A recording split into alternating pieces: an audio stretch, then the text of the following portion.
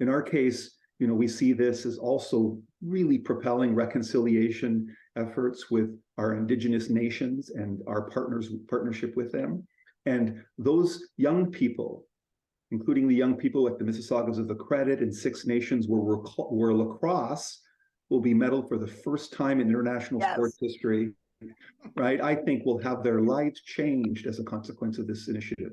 So again, I don't know how you measure that in terms of dollars and cents, but we know the impact will be really massive for so many young people going forward.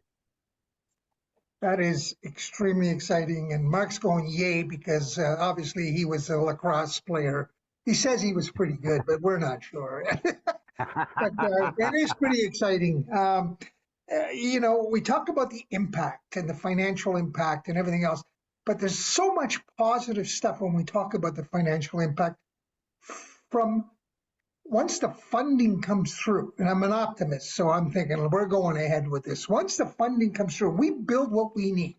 Sorry, your committee and gets on and builds what they need. The impact in all of these communities will be massive because they didn't have these facilities before, this infrastructure before. So the gain is tremendous. What type of new sports are we looking at, and how will the sports be what's the vision for dividing what is played where, obviously? Right. So, Angelo, it's a great question. There are a couple of different levels to this. One, in the creation of the sports program, which is what it's called, there's an enormous amount of flexibility that we have to include or not include sports. The CGF, as the rights holder, has specified recently that there are only two sporting events that are mandatory. One is athletics, track and field, essentially, and the other is aquatics. Beyond that, there's an enormous amount of flexibility to include sports that are relevant to host nations.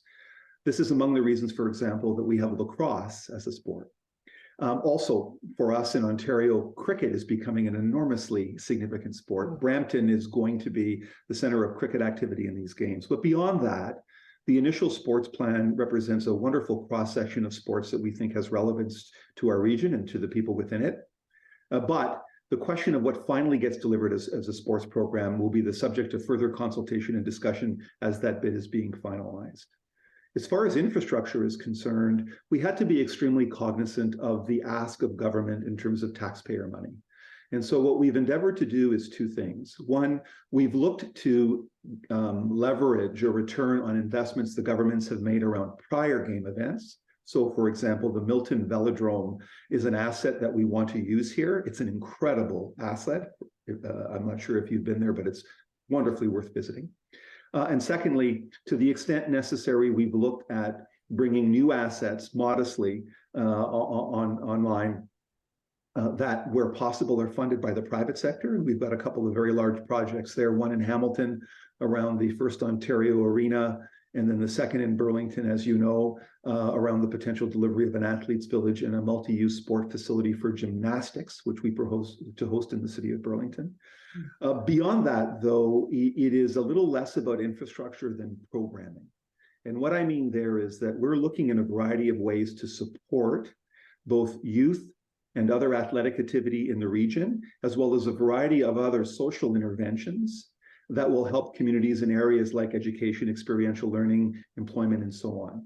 The building of that program of sport and non-sport programming with the view to maximizing impact is a work that we've spent a lot of time with over the last couple of years, and will get finalized in consultation with stakeholders like our municipal partners over the course of the next 3 or 4 months.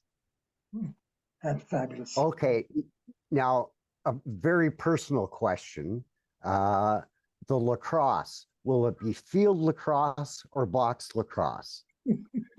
It's a great question. It's going to be lacrosse sevens, and a determination of field or box is yet to be made. But we're looking to do this obviously with an infrastructure commitment to Six Nations, where the lacrosse will be hosted.